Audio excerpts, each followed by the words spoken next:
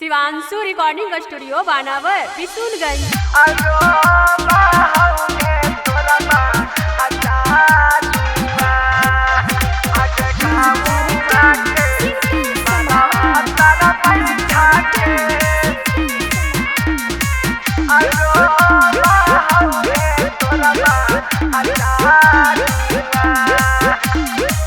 अजैमी भुला के छौड़ी पियाबा के घरा बागे तोरा बिना कैसे रहतऊ नैहर में यारा बागे। अजैमी भुला के छौड़ी पियाबा के घरा बागे तोरा बिना कैसे रहतऊ नैहर में यारा बागे। जानम से ज्यादा तोरा चाहल जानू आगे गाँव के बरावा तारा बैठा के रोबाओगे तोरा माँ जानू आगे गाँव के हरवा में छुपी के रोबाओगे तोरा माँ जानू।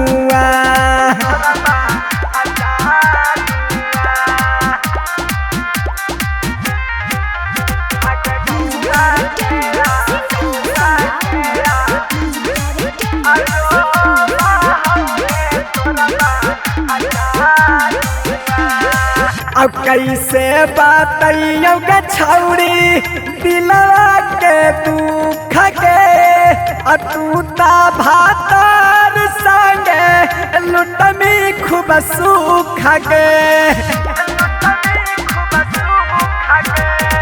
अब कैसे बताइयो गे छौड़ी दिलवा के दुख के तूता भातर संगे लुटमी खूब सुख गे।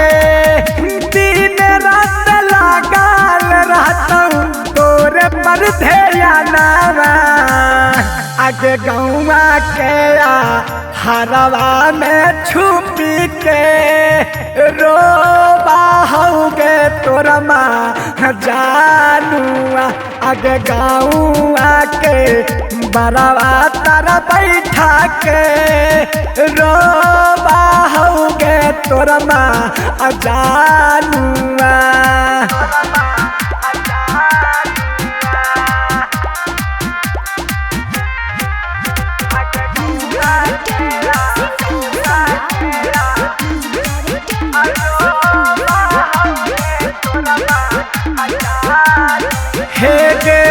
भूलन पिया कर छौड़ी खाई तो चाहरिया एक बेरी ले ली है तू खबरिया।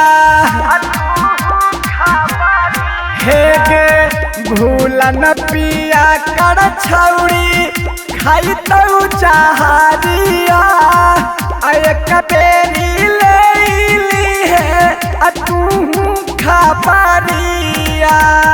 तोरा बिना कैसे रहतऊ पुजारी रोसना आगे गाँव के हरवा में छुपी के रोबाओगे तोरा माँ जानू आगे गाँव के बरावा तारा बैठा के रोबाओगे तोरा माँ जानू।